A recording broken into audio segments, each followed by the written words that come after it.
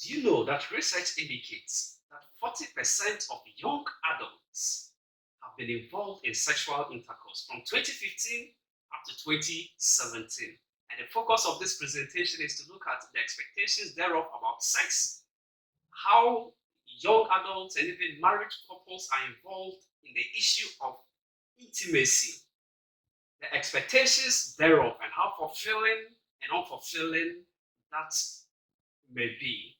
I just want to use the acronym SEX, or I'll be using the acronym SEX as a means of focus to solving this problem in this presentation, where S stands for strengths, E stands for expectations, then X stands for sex itself. We are going to explore this deeply.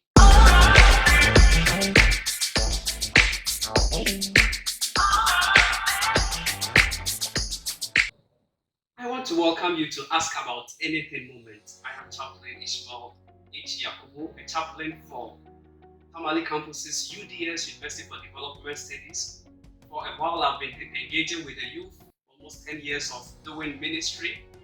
I've engaged with so many youth and mentored them. And I think that this is an opportunity for us to share some of these experiences and perhaps your own experiences as you listen to this presentation and as you recount your stories and the stories of other people. Today, we are going to look at the topic sex and intimacy, the unfulfilled expectation. Sex is something you are aware of, right? And the topic really rings bells and excitement. Yes, that is true. Now, sex actually is an act that we use to demonstrate love. When the youth are engaged in it, they believe that they are demonstrating love in marriage as well. But love really goes beyond sex. And love, you cannot say that sex really is love. At this point, we'll say that sex really is an act. And as to whether it is love itself, that is another thing too. But I would want you to know that sex really is an act. We are involved in intimacy, as you are already aware of. Is addressing the issue of how closeness people want to get together. Perhaps let me say two people, because we are looking at young adults and what marriage is involved. Familiarity that arouses, and this could be at the emotional level, it could be at the physical level, and intimacy could also be at the sexual level. You know, expectations to be the hopes and aspirations we have, or the thinking we have anticipated in our minds, or what we hope to achieve, either for ourselves, for something, or for an activity. In this case, we are looking at the expectations that comes with intimacy, or the expectations that go along with sex, either in the dating game or in marriage. Then fulfillment comes in. What is the joy we get thereof? Is it fulfilling or not fulfilling? Are we satisfied or not? So we are going to be exploring this topic in this context. However, I would want you to know that we are going to explore the topic of sex and intimacy in the context of what is known as vulnerability. When we talk of vulnerability simply means exposing oneself. When we talk of exposing oneself, every individual has certain aspects of weaknesses and strength, and these things are known to us.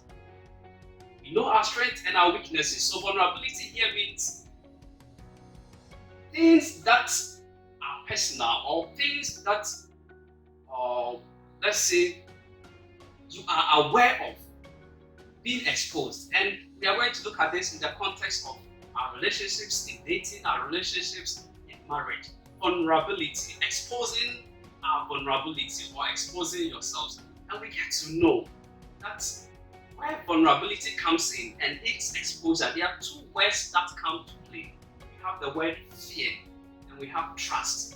Fear actually is a threat that is associated with feelings of uncomfortability, or not being comfortable, or feeling of threat that, or perhaps let me use the word danger, that hits us. And right from childhood even up to the moment you are these are issues we have been addressing in our lives. We are faced with so many fears, then we have trust, belief, and the hopes that we have about something.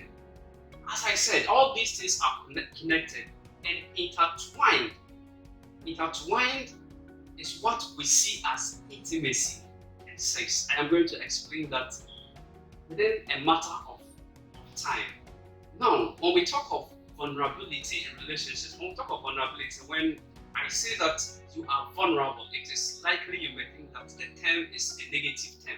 You are vulnerable, perhaps you may think that it goes or it is associated with weakness. For example, in Africa, men do not want to cry because they see that as a sign of vulnerability. So, the question is that, is vulnerability bad at all? And we get to know when you study what psychologists, and for that matter, let me say, people who have dealt with social behaviors and personal behaviors have come to understand that we have positive and good aspects of vulnerability. You see, these words I have explained to you, or these words I have mentioned, could be good and could be bad depending on how we react to them. They are connected to what? How we feel and the actions that we take when we are exposed to such encounters. I want to introduce a word to you that is very important, and that has to do with self-awareness. In this activity of sex and intimacy, one thing that the youth, or perhaps in marriage, we are engulfed in, or we are intertwined or intermingled with, has to do with the fact of self-awareness. If you're able to understand who you are, that will determine whether vulnerability, whether fear, whether trust play well to help you appreciate sex, or not to even be engaged in it, or to be involved in the right act of intimacy or socialization, or perhaps, let me say, relationship, and perhaps to have the joy that is therein. Now, in vulnerability, do you acknowledge your weakness? For example, we all use these terms, or these terms reflect in our dating lives at various moments. For example, in the issue of intimacy, you have to expose yourself to be connected to someone. How do you expose yourself? For example, let me say a guy comes to you and proposes to you, Abner, I love you. I want to go out with you. I want to know you better. I want to marry you. Now the question you ask yourself is, you see, when the guy says that, it comes with so many associations. You could bring fear into it. You could bring trust. Hey, can I trust this guy? Hey, this guy, Kweku Chale, is not, he's a bad guy. If I associate with him, what is going to happen to my life? You see, so this becomes the dilemma. And the issue of risk now comes in. Are you going to expose yourself, vulnerability? Or are you going to be hopeful? Some of us, obviously, sometimes become hopeful. Okay, for people, he's not good, he's bad. Well, let me try him and see.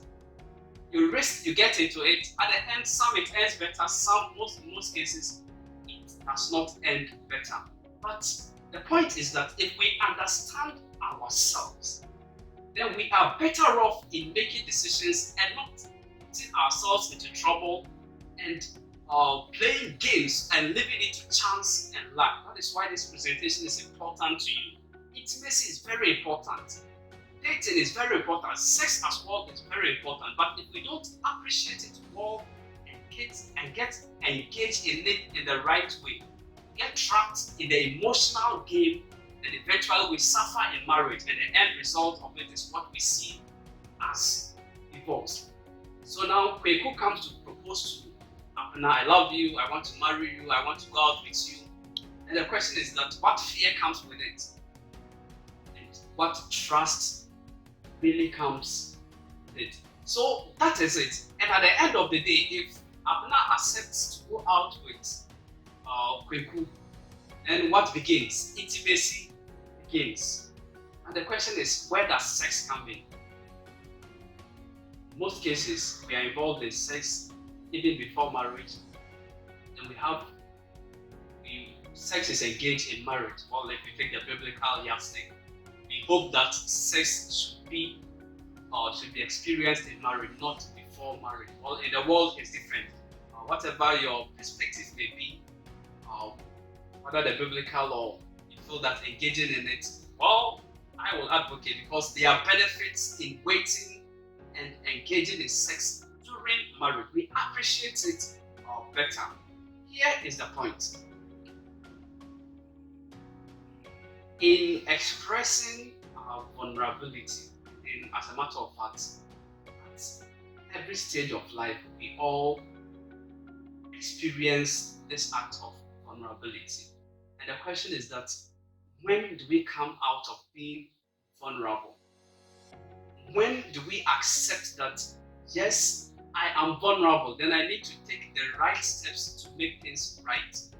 And the question is that, the question again is, when in our vulnerability and dealing with other people, we do not allow such moments to affect and to hurt us. That is the point. And I would want to ensure you, I want to let you know that you do not need to make mistakes. Do you know yourself?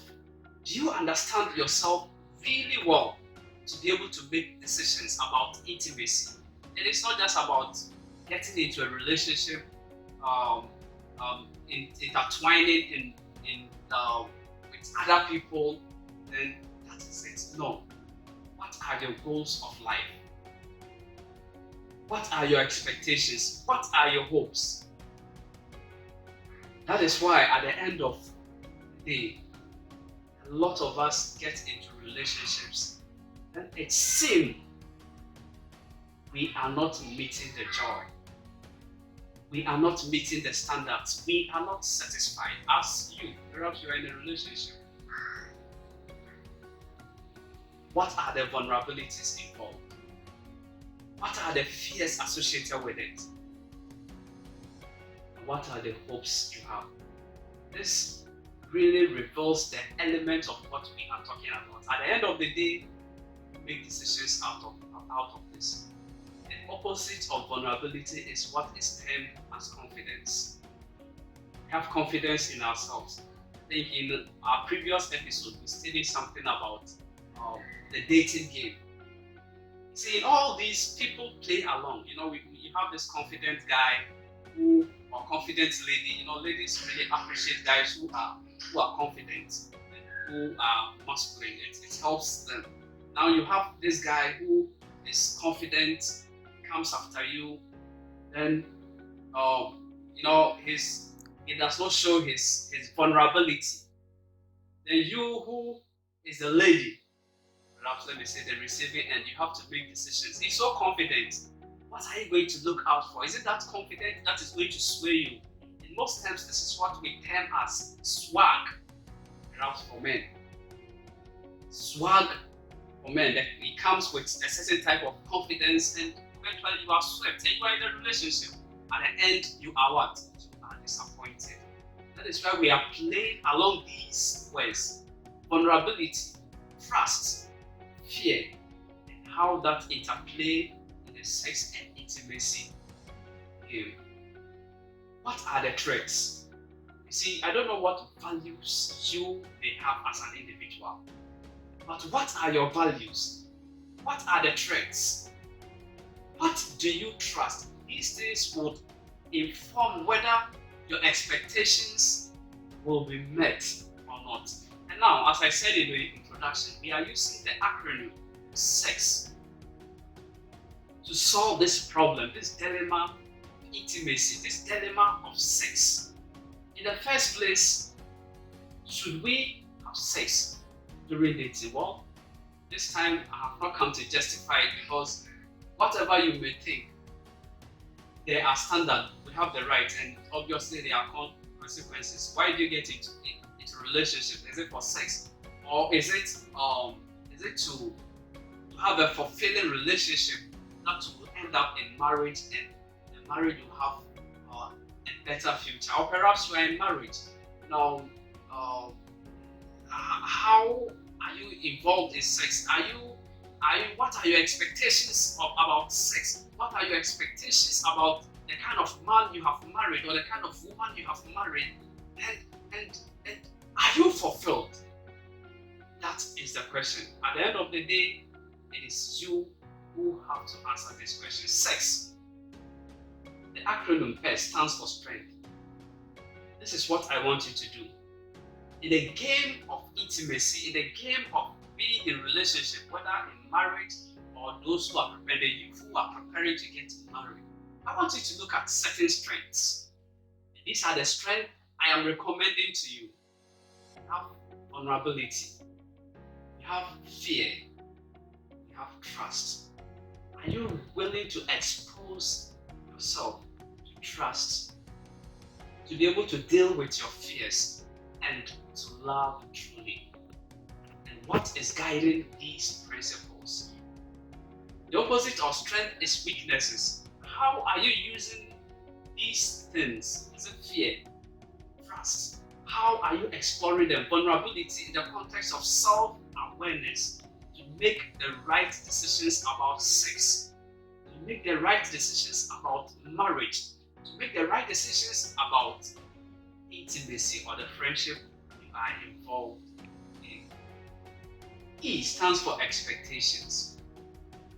Expectations of our fears, expectations of our vulnerability, and the expectations we have in giving out our trust to people. Then we have X standing for sex. I tried looking at what really the word X stands for as a symbolism. So many things came when I was searching. The search engine gave me so many results. It stand for pornography. In fact, it will stand for so many things, and most of the time it doesn't have a good connotation, and I brand it as the evil one. Sex. This is what our youth are engaged in day in, day out, and we are struggling to control ourselves. Perhaps you are struggling to get out of this particular situation too. The situation of sex. You know you love that guy, but you're not ready to sleep with him. But this guy is so confident, so optimistic. This guy comes after you, and already you are entangled in it, and you want to come out of it. Yes, it is possible. Assess yourself. Know your vulnerabilities. Know how you have exposed yourself and to what extent. Make the right decisions and to move on in life. To be able to say no, and to be able to say what? Yes to the decisions or what proposals that may come to you. Strength, expectation, and sex. Let us see all this in the context of what? Who we are. And at the end of the day, I would want you to appreciate the aspect of what? Self-esteem. Self-esteem really protects who you are. Your self-worth. And how important and how you see yourself and how you respect yourself. If you have a low self-esteem, you cannot appreciate these strengths, your vulnerability, your fear, your hopes. And that will affect the kind of intimacy you are engaged in and what sex means to you. What does sex mean to you? Self-esteem. How do you value yourself? Very important. Because if you do not value yourself, you let that guy, that lady abuse you. It just comes to say, oh, if you love me, then you have to sleep with me. And you are scared. For the fear of losing such a person, you entrust your life to that person. You engage in sex, the next minute he or she leaves you and is doing whatever he is doing. Self-esteem, very important. Whatever we want to do in this game of intimacy, remember the ultimate is about you, who you are, where you stand, and making the right decisions. When you make the wrong decisions, the consequences you are gonna face as well. There's something I stumbled on that has to do with conflict intimacy. And this is experienced in marriage. You see, whatever we do in dating, whatever we do in boy-girl relationship, really must have an end. Why are you involved in it? Now, when it ends in marriage, that is good. And the question now comes, how are you going to sustain that in marriage? After you have nurtured the intimacy from friendship, from emotional, whatever, and it has ended in marriage, how are you going to sustain it? The reality comes in. And the reality is that this, some scholars have termed as what? As I mentioned, conflict intimacy.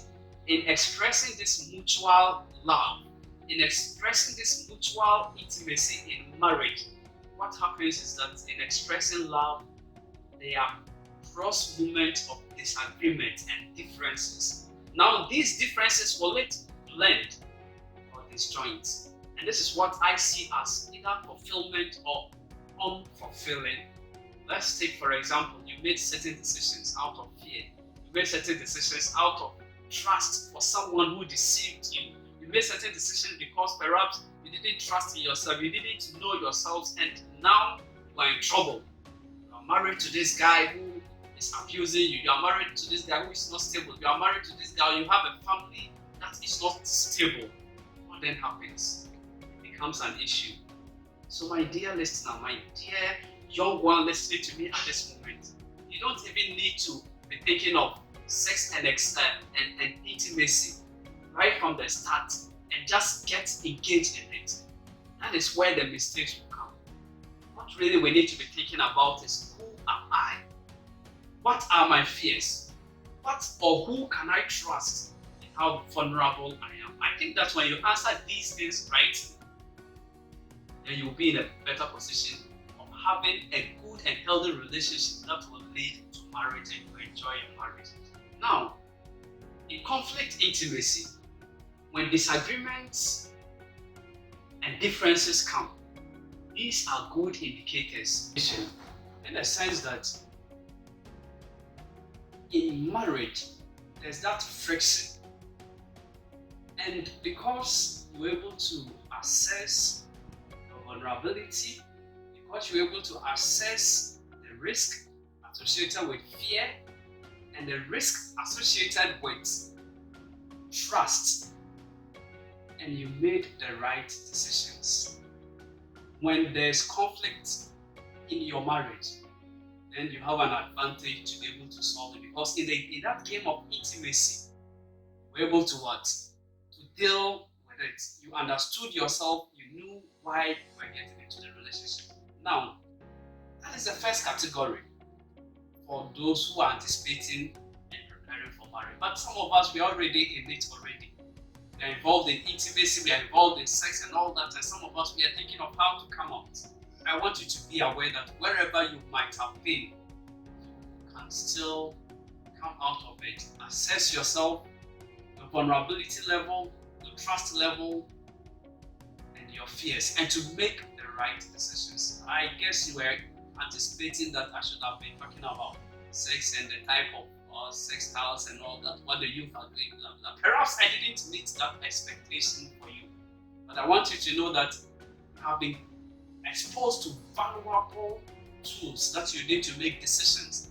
Even as you are in your relationship now, as you are thinking of getting into a relationship or being intimate and in marriage, conflict intimacy is really important.